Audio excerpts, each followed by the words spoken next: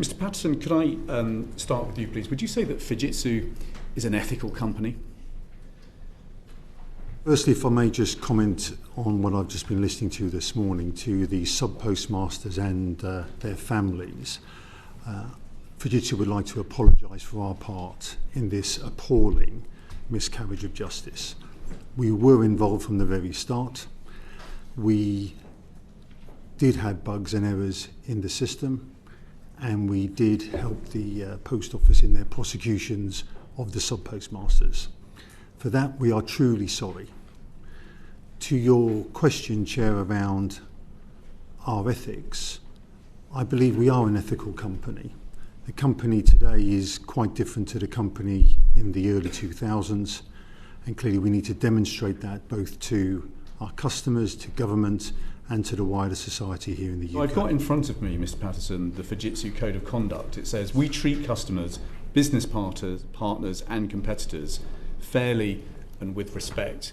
Did you live up to those values when it came to the sub-postmasters? No, we did not. It is very clear from the evidence before the committee and also in the inquiry that our standards were not at the level that we adhere to and state, as you've rightly read.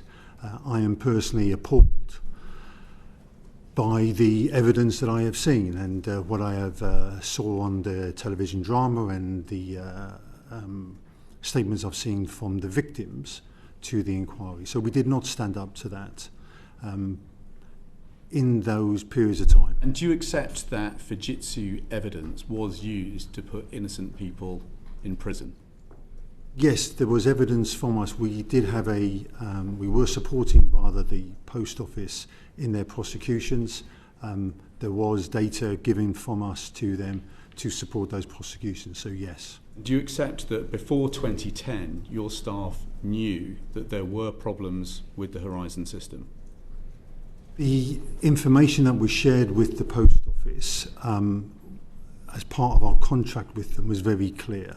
So the Post Office also knew there were bugs and errors. They also just to zero in on this, did staff in your organisation before 2010 know that there were problems with the Horizon system? So I believe that Simple yes or no? Well, I don't personally know, Chair. I think the inquiry is looking at that very point that you. What's your gut feel? My gut feel would be yes. Okay.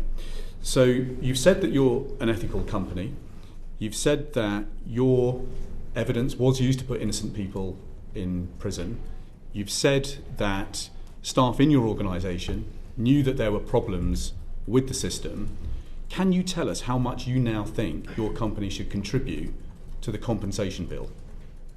The inquiry is dealing with some very complex matters over... But is there a moral obligation, Mr. Patterson, for you to contribute?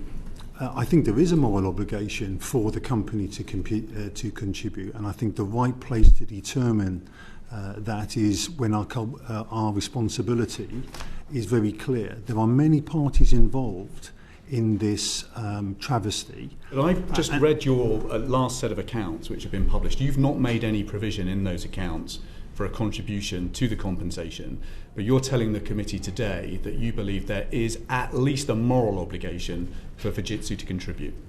When the inquiry finishes... That's a simple yes or no. Well, so is there a moral obligation for Fujitsu I've already to answered... It's okay, you can keep going. Okay, so yes, I believe there is a moral obligation, and I've already said that. I think it's also important that the inquiry deals with these very complex matters with all the parties involved. Yes, we have a part to play. Yes, the Post Office.